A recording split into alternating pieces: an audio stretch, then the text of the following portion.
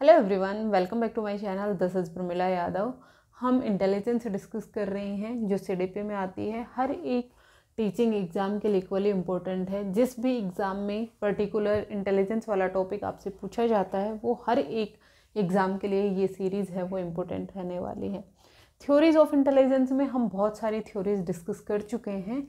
आज हम अगेन एक नई थ्योरी डिस्कस करेंगे जो है multi factor theory of intelligence. Multi factor theory of intelligence यानी बुद्धि का बहुकारक सिद्धांत। बहुकारक बुद्धि का सिद्धांत। बहुकारक बुद्धि का सिद्धांत है, इसे क्या कहेंगे? बहुकारक बुद्धि सिद्धांत।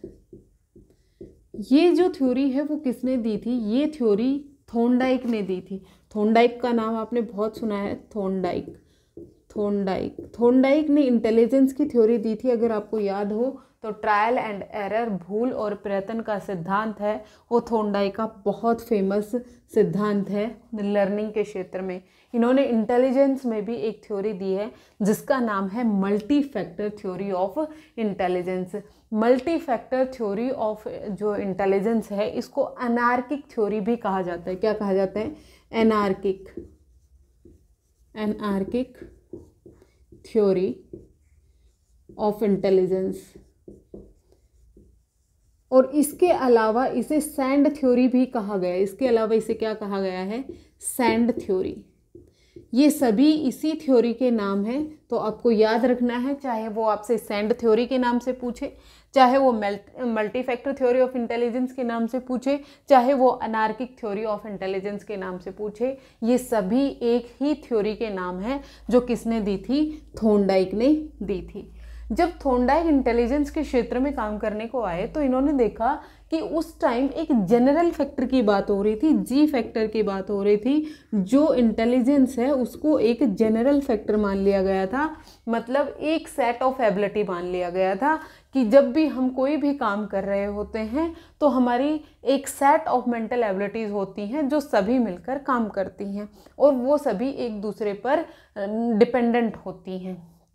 क्योंकि इससे पहले स्पीयरमैन आए थे। स्पीयरमैन ने एस फैक्टर और जी फैक्टर का बात की थी। उन्होंने कहा था एस फैक्टर हैं वो बहुत सारे होते हैं और बहुत सारे एस फैक्टर मिलकर एक जी फैक्टर यानी जनरल फैक्टर बनाते हैं। लेकिन जब थॉर्नडाइक आए तो थॉर्नडाइक ने इस पॉइंट ऑफ व्यू को इन्होंने अपोज किया। ये कहते हैं कि जनरल इंटेलिजेंस के नाम की कोई भी चीज़ नहीं होती है, बल्कि बहुत सारी मेंटल एबिलिटीज़ हैं एक साथ मिलकर बहुत सारी डिफरेंट टाइप की इंटेलिजेंस बनाती हैं। ये कहते हैं कि इंटेलिजेंस ज़्यादा कुछ नहीं है, सिर्फ और सिर्फ स्टिमुलस और रिस्पॉन्स। इन्होंने लर्निंग थ्योरी में स्टिमुलस और रिस्पॉन्स में कनेक्शन की बात की थी। तो ये कहते हैं कि जो इंटेलिजेंस है वो भी बहुत सारे स्टिमुलस और रिस्पॉन्स जब एक दूसरे के साथ कनेक्शन बनाएंगे, एक दूसरे के साथ बॉन्ड बनाएंगे तो वहाँ पर एक टाइप की मेंटल एबिलिटीज़ बनती है। बहुत सारे स्टिमुलस और रिस्पॉन्स हैं, जब वो एक साथ कोरिलेट करते हैं, एक कनेक्शन बनाते हैं तो वो एक मेंटल एबिलिटी को शो करते हैं।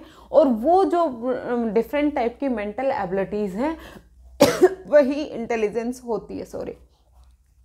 तो इन्होंने इंटेलिजेंस को एक जनरल फैक्टर नहीं माना। पहली बात ये कहते हैं कि जो इंटेलिजेंस है वो मेनली 3 टाइप की होती है। इन्होंने 3 टाइप्स ऑफ इंटेलिजेंस दिए। तो अगर आपसे कोई पूछे कि थॉर्नडाइक ने कितनी टाइप की इंटेलिजेंस की बात की, इन्होंने 3 टाइप की इंटेलिजेंस की बात की। सबसे पहले इन्होंने कहा एब्स्ट्रैक्ट इंटेलिजेंस।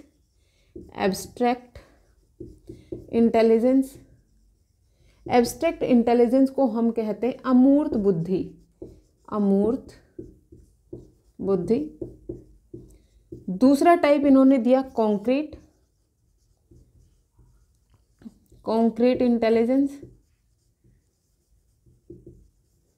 जिसको हम कहते हैं मूर्त बुद्धि। और थर्ड इन्होंने दिया सोशल इंटेलिजेंस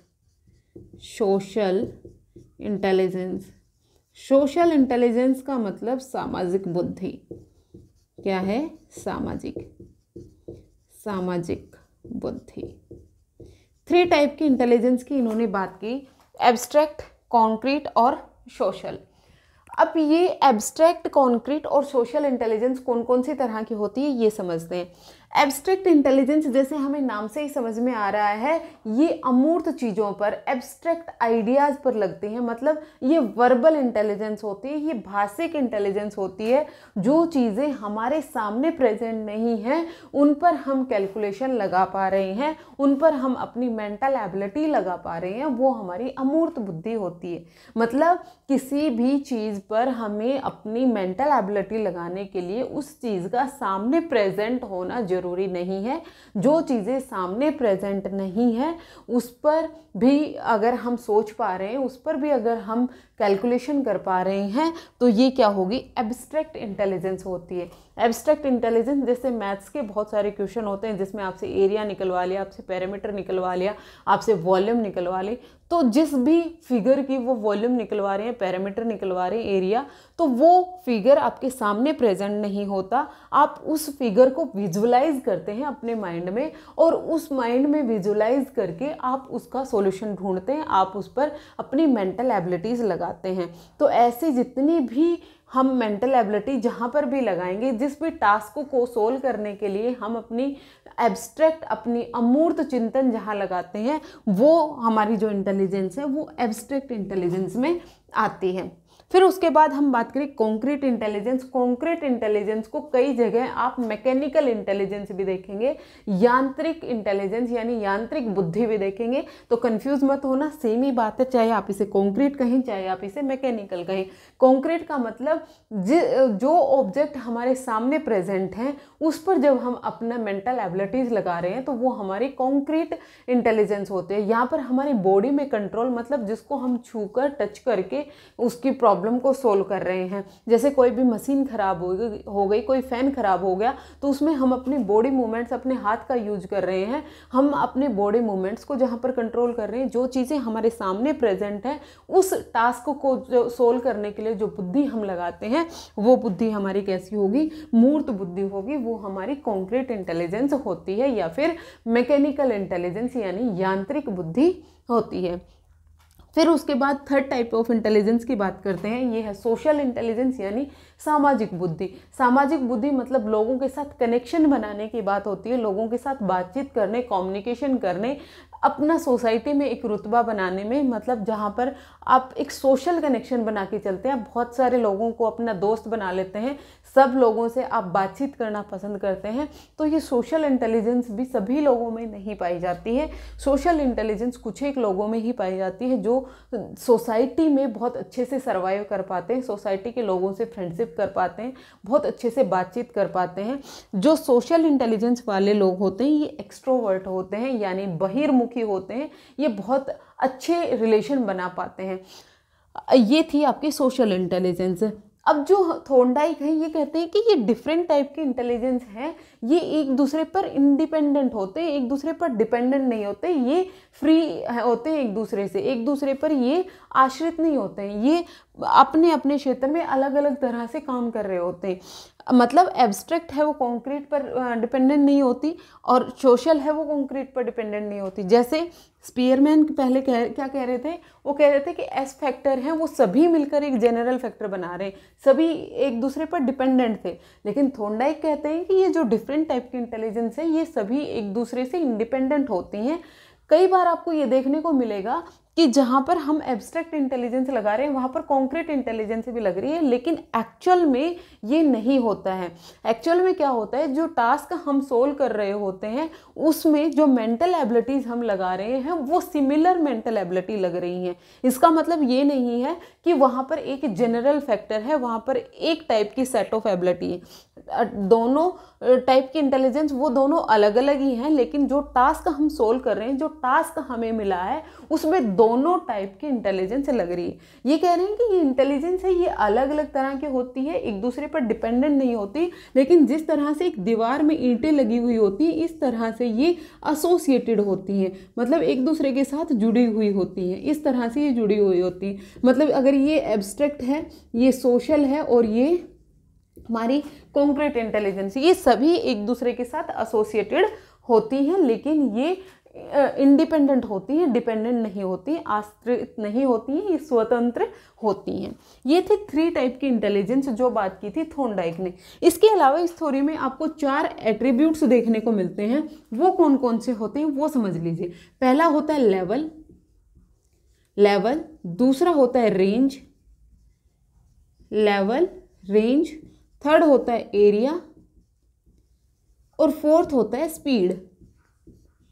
ये 4 एट्रीब्यूट्स होते हैं थॉर्नडाइक की थ्योरी में। इन्होंने 4 एट्रीब्यूट्स की बात करी। पहला क्या है? लेवल का मतलब क्या है कि हमारे पास बहुत सारे टास्क हैं और जो टास्क हमें दिए गए हैं वो डिफ़िकल्टी लेवल, अलग अलग डिफ़िकल्टी लेवल के दिए हुए हैं। मतलब हम मान लेते हैं कि वो असेंडिंग ऑर्डर में है, बढ़ते हुए ऑर्डर में है। जैसे हमारे पास मैथ्स की प्रॉब्लम आती है, पहले जो 1-2 क्वेश्चन होते हैं वो सिंपल होते हैं, जो हम इजीली कर लेते हैं, फिर धीरे धीरे डिफ़िकल्टी लेवल बढ़ता जाता है किसी भी क्वेश्चन का जब हम एक्सरसाइज को सोल्व कर रहे होते हैं। तो वो क्या होता है? लेवल होता है कि हम किस लेवल तक, कहाँ तक हम उस प्रॉब्लम को सोल्व कर पा रहे हैं, उस टास्क को सोल्व कर पा रहे हैं। तो वो होता है हमारे इंटेलिजेंस का लेवल। जैसे हम असेंडिंग ऑर्डर में बात करें कि हम इस तरह से जो इंटेलिजेंस का लेवल है यानी डिफ़िकल्टी लेवल है वो इंक्रीज हो रहा है, तो किस लेवल तक हम प्रॉब्लम का सोल्व कर पाए वो हमारा इंटेलिजेंस का लेवल होता है। मान लीजिए हम यहाँ तक सोल्व कर पाए तो ये क्या है? ये हमारी इंटेलिजेंस का लेवल होता है। फिर उसके बाद हम बात करते हैं रेंज की। रेंज क्या होता है? एक स्पेसिफिक लेवल पे आप नंबर ऑफ टास्क कितने सोल्व कर पा रहे हैं। रेंज क्या होता है? Number of task at a difficulty level. एक डिफिकल्टी लेवल पर आप कितने नंबर ऑफ टास्क हैं वो सोल्व कर पा रहे हैं। तो अगर आपका डिफिकल्टी लेवल है वो यहाँ तक का था, तो आप इस डिफिकल्टी लेवल पर कितनी प्रॉब्लम्स को सोल्व कर पा रहे हैं, नंबर ऑफ टास्क कितने सोल्व कर पा रहे हैं, वो क्या होती है? आपकी रेंज होती है। एरिया क्या होगा? जब लेवल और रेंज को हम क्या कर देंगे? मल्टीप्लाई, तो वो एरिया आ जाएगा। इसका मतलब क्या है? किसी भी स्पेसिफिक लेवल पर, बहुत सारे लेवल होंगे, अलग अलग लेवल पर, स्पेसिफिक किसी लेवल पर हम कितनी नंबर ऑफ प्रॉब्लम से सोल्व कर पा रहे हैं वो एरिया होगा। मान लीजिए 2 डिफरेंट टास्क थे हमारे पास, एक का स्पेसिफिक लेवल है, एक का जो हमारा डिफ़िकल्टी लेवल है वो यहाँ तक था। तो इस डिफ़िकल्टी लेवल पर हम कितने टास्क सोल्व कर पाए? मान लीजिए यहाँ पर हम 5 टास्क सोल्व कर पाए। उसी तरह से एक दूसरा टास्क है, उसका डिफ़िकल्टी लेवल है, वो हम यहाँ तक सोल्व कर पाए। तो इस पर हम कितने टास्क सोल्व कर पाए? मान लीजिए यहाँ पर हम 3 टास्क सोल्व कर पाए।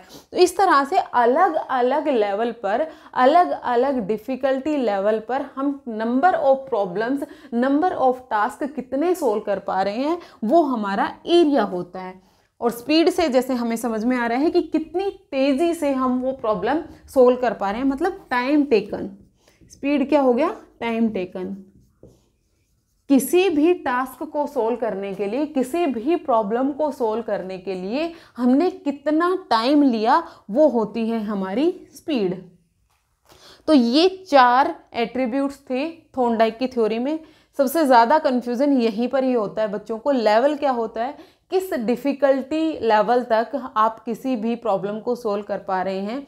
एक असेंडिंग ऑर्डर में अगर हम उनको इंक्रीजिंग ऑर्डर में अगर हम उनको अरेंज कर दें तो किस लेवल तक हम उस प्रॉब्लम को सोल्व कर पा रहे हैं, हमारा डिफ़िकल्टी लेवल कितना है। फिर उसके बाद आता है रेंज। रेंज क्या होता है? Number of task. एक स्पेसिफिक डिफ़िकल्टी लेवल पर हम कितने टास्क सोल्व कर पा रहे हैं वो होती है हमारी रेंज। एरिया क्या होता है? हर एक लेवल पर कितने नंबर ऑफ टास्क हम सोल्व कर पा रहे हैं, यानी लेवल और रेंज दोनों को मल्टीप्लाई कर देंगे तो हमारा एरिया आ जाएगा। स्पीड है वो टाइम टेकन होता है कि किसी भी प्रॉब्लम को सोल्व करने के लिए हमने कितना टाइम लिया, वो होती है हमारी स्पीड। इंटेलिजेंस 3 प्रकार की होगी, एब्स्ट्रैक्ट, कॉन्क्रीट को हम मैकेनिकल भी कहते हैं, और सोशल। इस थ्योरी के नाम आपको याद रखना है, multifactor theory, anarchic theory of intelligence और सैंड थ्योरी। ये किसने दी थी? थॉर्नडाइक ने दी थी। थॉर्नडाइक की थ्योरी से इससे बाहर कोई भी क्वेश्चन नहीं पूछा जाता है। तो होपफुली आपको ये थ्योरी क्लियर हो गई होगी। अगर आपको क्लासेस पसंद आ रही हैं तो आप लाइक शेयर एंड सब्सक्राइब कर दीजिएगा। आज के लिए इतना ही, मिलते हैं फिर से। Thank you very much.